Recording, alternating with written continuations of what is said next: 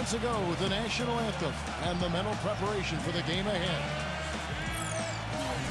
Welcome, Sporty battles in the paint when a shot goes up.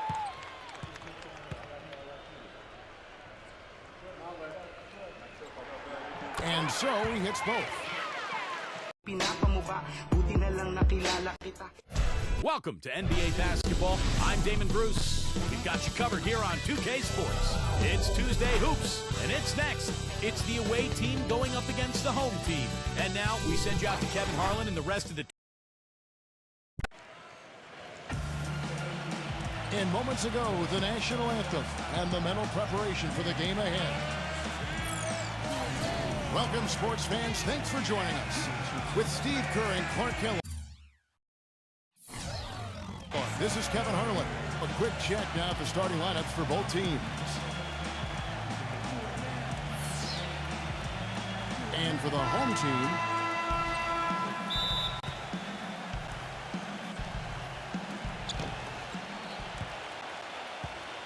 pass to Simon. Can't cash in from close range. Number 25. Not wasting any time and taking the shot and knocking it down. You always like to get that first lead of the game.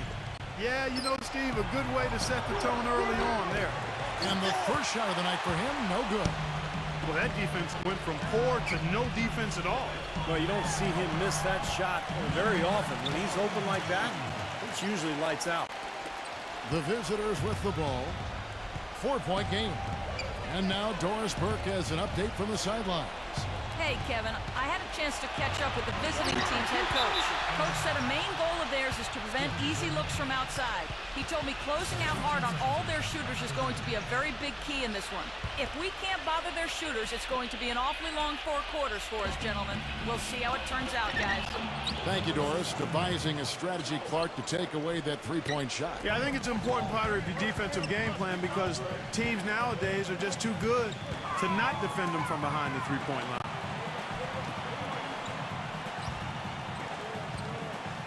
There's 1:54 left in the first quarter.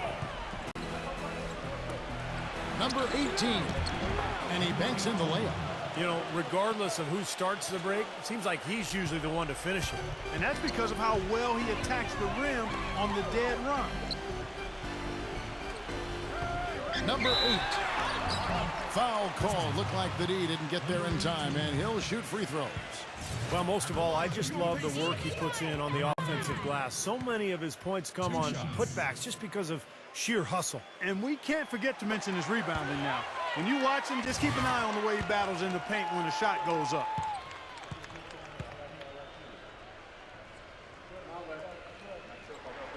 And so he hits both.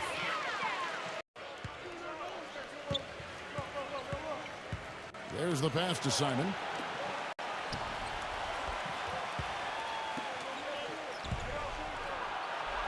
The feather touch on the finger roll. Beautiful. Broke out the finger roll, guys. That was kind of a stylish finish. The first quarter of action, 2 minutes in.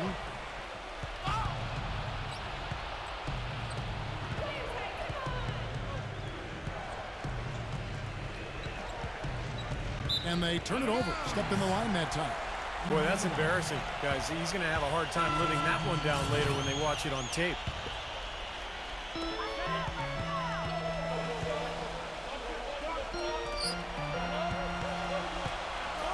There's 49 seconds left to play in the first quarter. Foul call that time on the way up. That'll give him 2 chances at the free throw line here.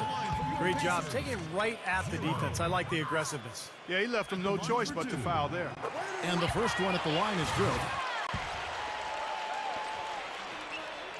And that's good as he hits both of his shots. The visitors with the ball, trailing by 2. And just under 2.5 minutes elapsed here in the first. And it's blocked.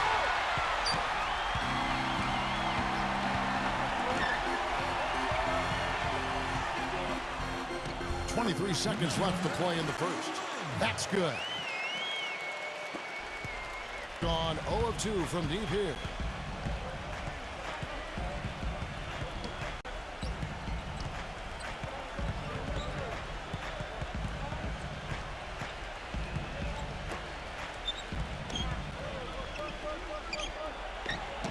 Buries it down low.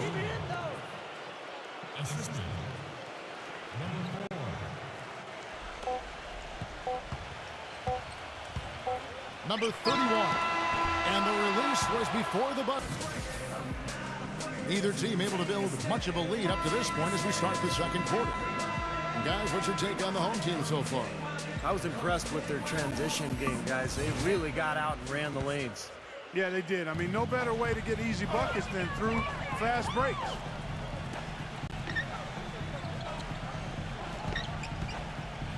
Number 3 gets it to go from beyond the arc.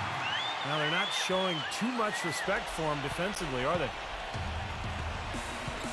Okay, well, let's check in with Doris Burke reporting from our sideline in this game. Doris, take it away. Guys, dominant centers often take a pounding with intentional fouls. Dwight Howard admits that for a long time, he'd get frustrated when he didn't get the calls from the officials. And from 2010 to 2011, he led the league in technical fouls. The last 2 seasons, he's dialed it down, but he did draw criticism for getting kicked out of a game in the playoffs. He said, "When I allow those petty things to get to me, it affects my teammates and we lose games. I've got to do a better job of keeping my composure, to affect the game and not let the game affect me." Guys, he's made strides, but he's got to continue to put that perspective into action. Well, Nora, it's interesting how that mental discipline training can help sometimes as much as the physical side. Thank you. Unloads from 13. And it's off the back rim. No good. Boy, there was no hand in his face right there. I thought for sure he was going to knock that down. Number 13. And no good. Had a chance to take the lead. Gone 1 of 3 to start out the second quarter. Number 3. It's rebounded by Simon. Things have kind of gone south for him here in the quarter. You know, these calls can be some of the toughest in the game for the officials. It all happened so fast, but I really think that was the right call. The defender was not really set in that situation.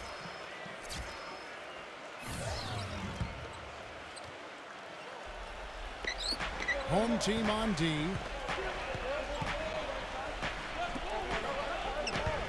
.116 left in the second quarter. Count the bucket. Seems like they're on their heels every time defensively because the ball continues to go into the post. Well, if they don't pick up the aggression, things are only going to get worse. No good from Reyes. Had a pretty good look at the basket, but defensively they did a nice job rotating, forcing the miss.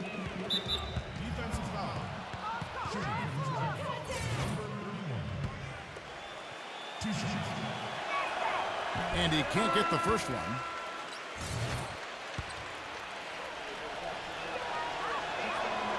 And he's good on the second.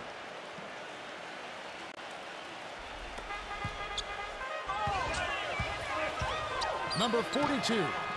Buries it from three-point range. He has 5. Boy, he found the perfect spot behind the arc there. Big gap in the defense.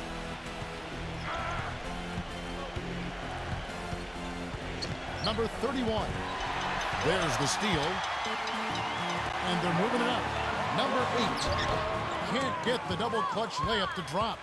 I like that creativity, double clutching to catch the defender on the way down. I can go for that. Off target with the open look. Getting both of their three-point attempts to go down here in the second quarter.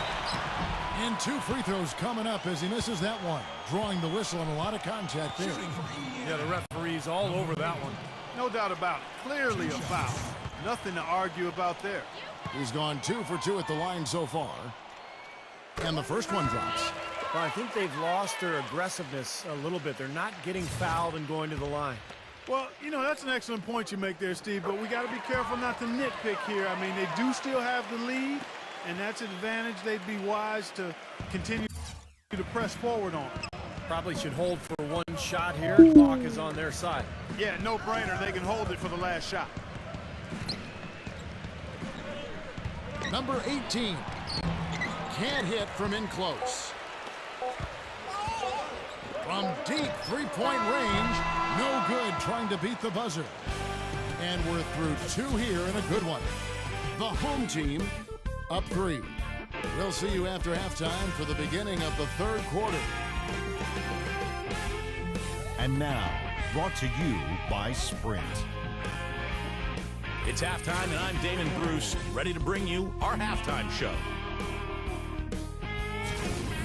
Plenty of hustle from the home team. They're an up-tempo team, and the ponies are running. The advantage in fast break points is obvious. No surprise here. And slugging it out so far are the visitors. Wiping the glass defensively. Look, no streaks. They're preventing any second-chance opportunities. And that does it for us here in the studio. Thanks so much for joining me. Now, back out to Kevin and the gang. The Sprint Halftime Report, presented by Sprint. Here we go now, the start of the 3rd quarter.